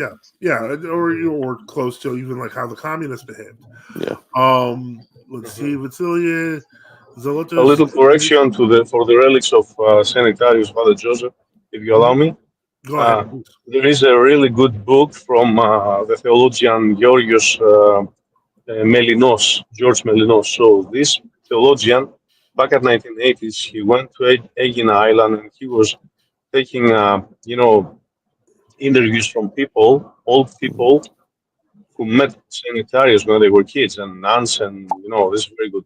So there is a place that he's many of actually people they said that at the beginning when they made the sanitarius grave, the the marble wasn't enough. There was a little gap on the marble, and they put a plywood to cover the body. So people were opening this. The smell was amazing. Evodias, the smell was amazing from his holy body, and they could see his relics incorrupted. So his body was in contact with the oxygen for 30 years. 30 years. Wow. And they opened his grave three times, actually. Three times. The two Yeah. times they opened it, it was incorrupted. And we got the photo. There is a photo with his body. I think this is 20 years after his repose, 1947 something. And 1951, when they opened it was dissolved. Yeah. Hold on. I see Father Boniface is trying to come back in the stream, but it says his information, like his mic and camera haven't been connected yet. So God willing, he gets that fixed. Unseen Warfare notes, dumping out old counters Eucharist and ripping priest beards out. They did some awful things. Orthodox Wasna says the persecution in the 1950s were horrible in Greece. Servant of God says, I heard St. Nectarius' prophecy that the calendar would change and the nuns should not. I've heard that as well. Apparently Theodore is writing the story about this. The new calendar's Bishop of Boston, Joachim, returns to Greece. He was appointed by the state church as Metropolitan of Focus. He enters an old calendar's church by the time of the Divine Liturgy with High Monk Thanos celebrating, grabs the holy chalice out of the hands of Father Thanos, throws it to the ground, tramples it with his feet until it's completely flattened. Then he seizes Father Thanos, tears out his beard with his bare hands, pushes him to the ground, kicking him mercilessly. A short time later, Father Thanos dies from his wounds. Despite this homicidal act, Metropolitan Joachim of Focus is later rewarded with advancement to a larger diocese, the metropolis of Demetrius, to replace Metropolitan Germanos, who left the New Calendar State Church in 1935 to lead the true Orthodox Christians. And Father Methodius notes, someone told me the same story yesterday.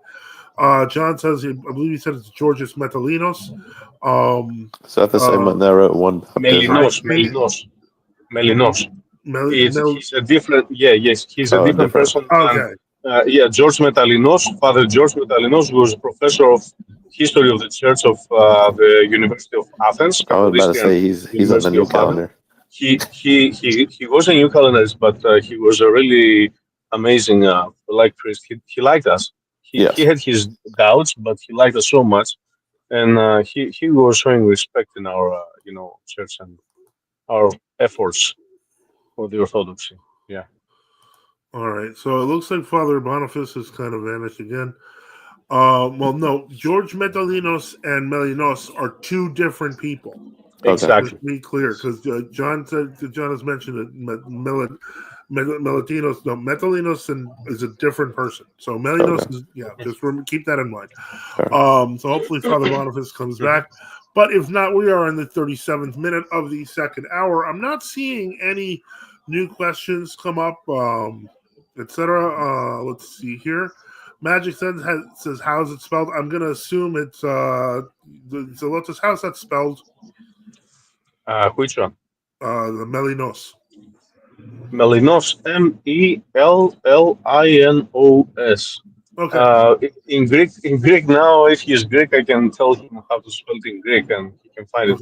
Actually, that would be a great idea if I take a photo when I go home and email to you, so you can upload it. Maybe people won't we can do that. Yeah, see it. That's not a problem. There are two books that he wrote, very good books, but unfortunately, it's gonna be all Greek to you because it's only Greek. Very true. Yes. Very true. I have to forward that on to the subdeacon. And also Saint Nectarius. There is a village in Boeotia near Avlona, actually, Lutufi. I think this is the name of the village, Lutufi. He was preaching to the people that they are going to change the calendar, switch the calendar. Don't take it, and he was blaming to the new calendar. And the people kept it as a, how can I say it in English, as a heritage from Saint Nectarius himself. They are still, all calendars until today, Lutufi of Thebes, all the village. Didn't he have it in his writings, but his writings were suppressed that contained that? Yeah. I think I see Father Boniface is coming back, but I still don't see your camera or mic, so it's not letting me add you to the stream. Keep trying, Father. I don't know if you have those off by mistake or something. Just try to see if you can turn them on. Is Father Boniface actually the same church with you, Father Joseph? Come again, please? Is he at the same synod with you, Father Boniface? Oh, yeah. No, he is, yes. Awesome. Mm-hmm. Awesome. He's and in that's Florida, about the though. Turkey. He doesn't live here. That's about the turkey debate you had. I would suggest you leave the turkey, try Greek food. We have only one day left. So likely. Believe it or not, I actually had a plan like that. I was actually thinking I was going to get a gyro tomorrow, and gyro. So. And what about souvlaki? Maybe I'll get a souvlaki. I don't know. It's going to be one of the. It's going to be one of the other. Maybe both. I can't eat both. Maybe both. And lamb. You need lamb. I'm a bit heavy. And there's there's Well, only so much I can don't eat. forget you have 40 days for fasting, right? We have 40 days for fasting, so we have the right in an exception to know it. All right. Unseen Warfare says, I remember when you brought up new calendars dumping out the Eucharist in your debate and your opponent refused to say it was evil. That's the mentality from them. I mean, I hate to say that, but yeah, it's increasingly obvious that that's the mentality. When I did that debate, I never thought that at the level of like Father Peter hears, etc., that it was the same mentality, but it is. Yeah, it's actually disgusting that they disregard the persecution of the Localendrists. They don't even talk about it in the world of Orthodoxy. Hold on. I would like to have him in a in a new stream actually live and be able to participate in this conversation with him. I'm curious to see. I have a few questions for him. For Father Boniface? No, Father Peter. No, Father Peter. Oh yeah, Father Peter. I'm just letting Father So, Boniface know I can't. It's not how letting me about get it. Father Joseph Trenham? Trenham. What's Josiah? his name? Father Josiah Yeah, Trenham. Josiah Trenham. Yes. Yeah. How about him? What's your opinion about him? Do you meet him? Do you know him? I don't know him personally. I do know that I know that Dr. Pete has interviewed him, but I don't know. I think it was mostly about health, so I don't really know. I know he's Antiochian. I know he's an ecumenist. Yeah. Black Humanist? Black Ortho Acolyte says you should do an interview with Subdeacon Nectarius about his journey from ROCOR to the GOC. I think we did. Did you actually talk about it? Yeah, I think that we did do one we did one of the live streams, and maybe I have to cut it out. But we did a live stream where Subdeacon Nectarios kind of explained where he came from and how that happened. Oh, I must have missed that one. Yeah, I knew about it in the background because me and him were in ROCOR and Pete about the same time. Let me see here. Okay. Other than that, I'm hoping Father Boniface can get on the stream, but I don't know if he's having technical issues. Unseen Warfare says, you are irrelevant. You will not be persecuted for your faith. Unquote from Father Peter. He literally said that about true Orthodox Christians. Yeah, he did. When I saw that, I realized that's really a deceptive way of looking at things. I disregarded him about 15 years ago, so that's okay. Okay, Father Boniface is on twice now, but neither. Let me see if is he using Android? I have no idea. But I don't know if it's going to let me. Are you using desktop or are you using Android, Mobile. Father? Yeah, because it looks like you're trying to get on twice, but neither of them is going on because one's gone. But you just need to give your mic and camera permissions. Try to refresh your screen. If you can hear us. Well, and he has to log in with credentials like from YouTube or something. Okay, so BOA asks, okay, how about Reader John tell us about his journey to GOCTO? I guess he wants your origin story now, Reader John. So mine's still a work in progress technically, so I'll let you know when it's official. So okay, well that's that we'll leave it at that. I can tell you where I've been. I came into the New Calendars Greek because where I lived at the time, that was all that was available. And then I quickly figured out that the Greek Orthodox Archdiocese has some views that are not very Orthodox. But that's all I was exposed to initially. But I just noticed some things were off. Especially during liturgical worship, I was like, why is that person that's not technically in communion, like an Ethiopian, non-Chalcedonian, taking communion and stuff like that? Oh, wow. Yeah, so I looked for I didn't know about true or genuine Orthodoxy at that point. I was still a baby in Orthodoxy, as it were. I came from a Jewish background, so I really crossed the Rubicon, as it were. And so the only, most people started pointing me towards ROCOR. So I came to ROCOR right before the union.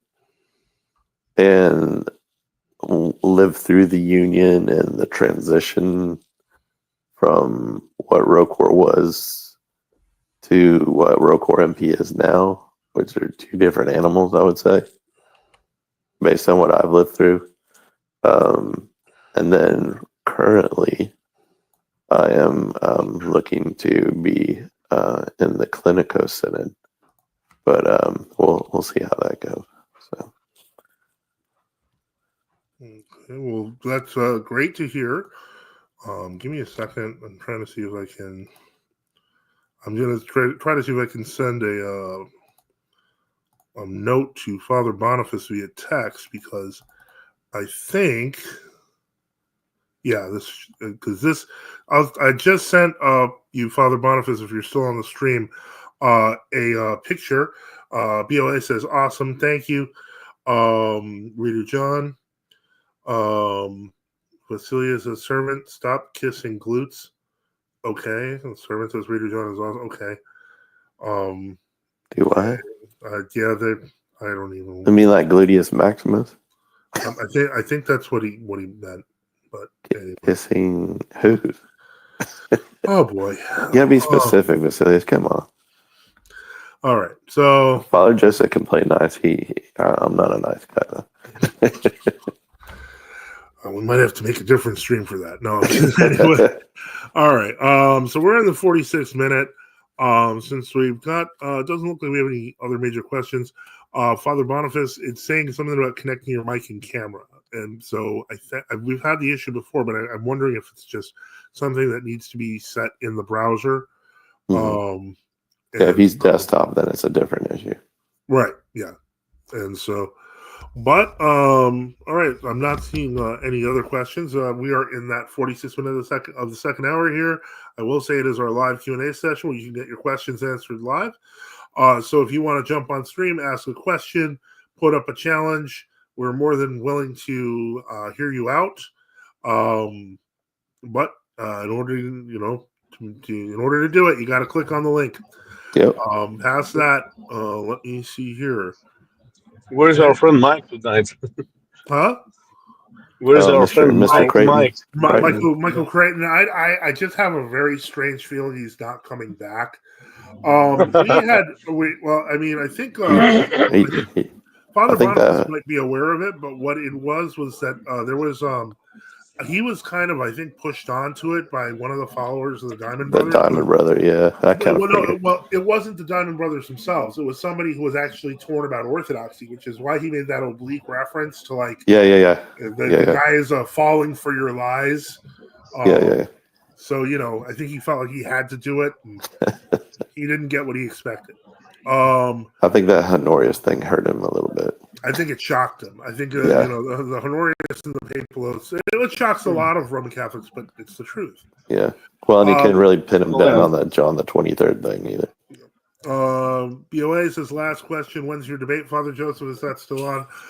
No. Like I said at the beginning of the show, in the middle of last week, William Albrecht said that other debate contenders had screwed up his schedule, and so he had to postpone it indefinitely until he has a date. It looks like it's still there on the Gospel Truth Engaged channel. So, I think hopefully his schedule clears up soon, if ever. Atomic Lead asks, when are we getting Mario Dirksen from Novus Ordo Watches on as a guest? I think that would be amusing. I wonder if he remembers that we've actually met. When I first converted to Orthodoxy, he had a Catholic Apologetics website, and he actually was not far from me in Miami. And so I went down to when he was a seminarian. I went down to visit him. We hung out for like 45 minutes and talked about stuff. Never spoke to him again except via email, but I haven't spoken to him in the better part of 20-something years. When are you going to get those yahoos from Catholic Answers on? The what? Those yahoos from Catholic Answers. What's his name? Aiken and Horn and all that. They'll never do it. They're at that upper level, of the followers on YouTube and stuff like that. They try to avoid they try to avoid taking a risk. Atomic lead apparently exploded. That's anyway. I've been doing this a long time, guys. And I will say that when I did meet Mario Dirksen, we were both kids. I was like 21 or 22 or something, and he was younger than me. So I think he's a year younger than I am. So it was a long time ago. Father Boniface is almost back, and I heard him. says, "Can you say something, Father?" I mean, maybe that's where I'm going to try to refresh my screen. Hopefully, that doesn't cut off everything. But let me try to refresh mine. I would just like to say something about cases like Mike's, and all those and the people with the comments. We're not trying to harass or abuse someone. We're trying to uh, convince somebody like that he's wrong, like for Catholics, right? I mean, people who are existing kind of. Well, it's kind of like leading them to question. Exactly. I would say, so we love everybody. yeah. We're Christians. That's our first priority.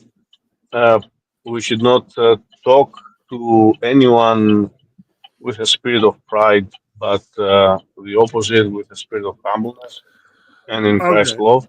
No matter if they are not from our church or if they are from other religions, we have to do that with everybody.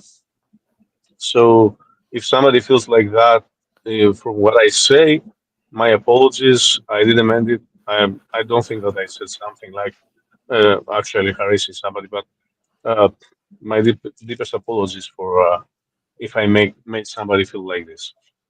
Yeah, I mean, I hope that Vasilia, etc., wish peace.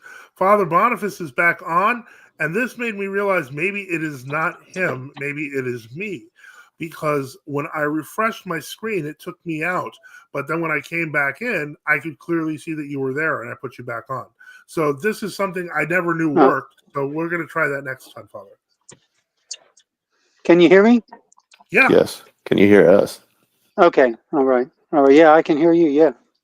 Awesome. Yeah. Okay. All right. Good. I'm going to try refreshing then. It may be the new thing. Father Methodius says, wishing everyone good strength for the fast. Manhood is most clearly expressed restraint. We have this example from the Lord Jesus Christ, the man.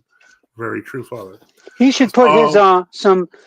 Does he have a connection that people could help him with? A direct way of getting a hold of him? Well, what I did is in the description, you'll see that I put the link to his website because I tried to put a PayPal link.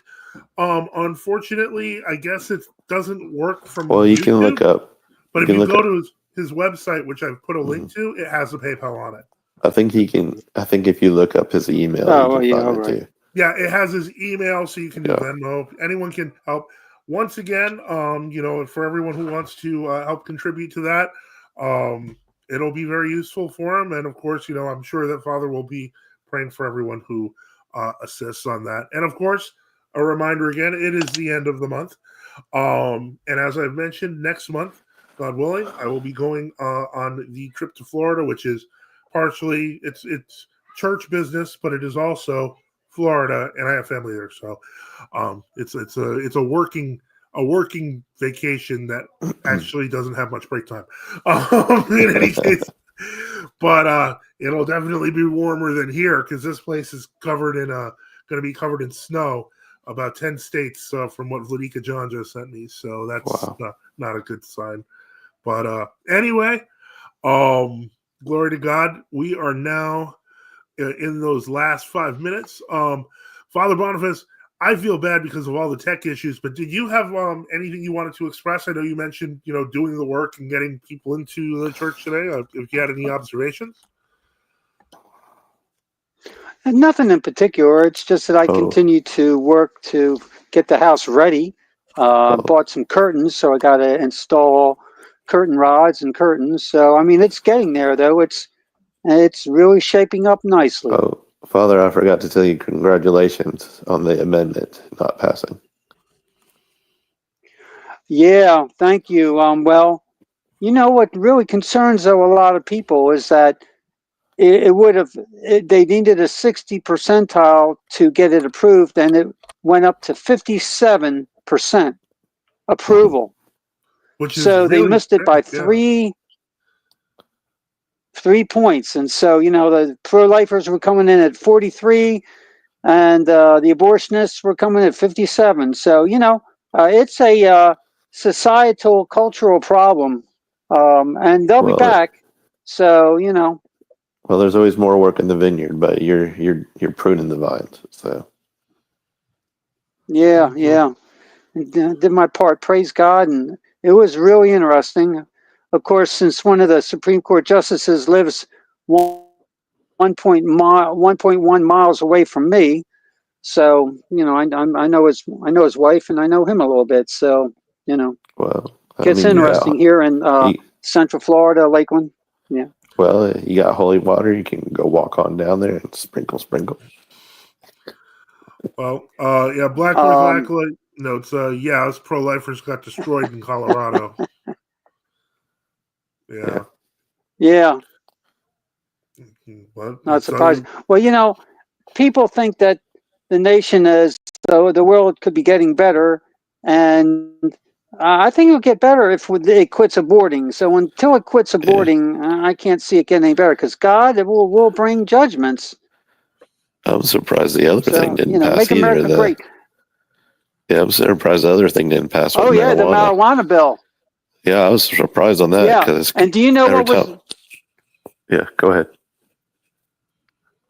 Well, the thing about the marijuana bill is that the biggest lawyer firm in Florida owns marijuana farms, and he was really promoting it, Morgan and Morgan. And then Sheriff Grady Judd, when he spoke, he's a very famous sheriff, and I went to hear him speak, and he said that that the amendment would have produced a monopoly for these farmers and for the lawyer. They would have been the only one allowed to grow marijuana. Individual people would not have been allowed to grow it. So you see, they are tried to create a monopoly for themselves and make a really big cash cow, and it failed. And praise God. So, that's what it's all about. Big pharma, big druggies, big marijuana, big corruption.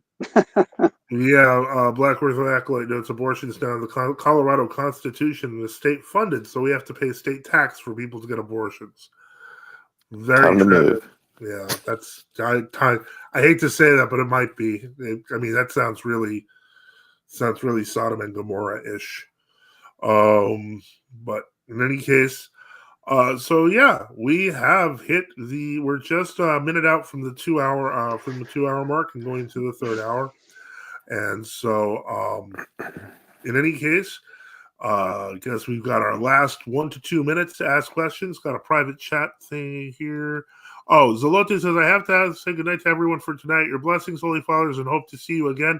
Yes, Zalotes did ask Father Boniface and I are in the same church, which we are. I don't know if he had a question for you, Father. I don't know. Huh? Yep. He said he had to say goodnight in the private chat, so he's just saying goodnight. All right, well, good night, Zalotes. God bless you. And let's see here. And so we are now in the let's see. The final stretch. I guess you'd say a final stretch. We're all stretching here. Stretching